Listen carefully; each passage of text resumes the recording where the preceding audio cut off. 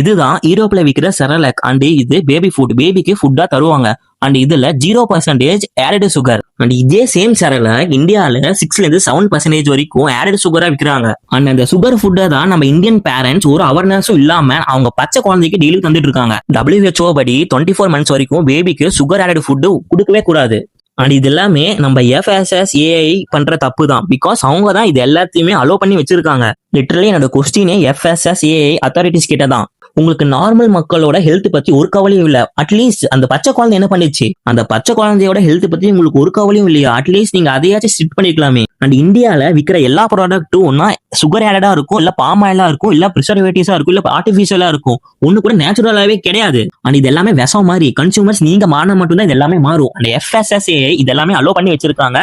இதனால கம்பெனிஸ் எல்லாமே அட்வான்டேஜ் எடுத்துட்டு விஷத்தை வித்து ப்ராஃபிட் பார்த்துட்டு இருக்காங்க. சோ கமெண்ட்ஸ்ல FSSAI மென்ஷன் பண்ணி என்ன சொல்லணுமோ சொல்லிருங்க.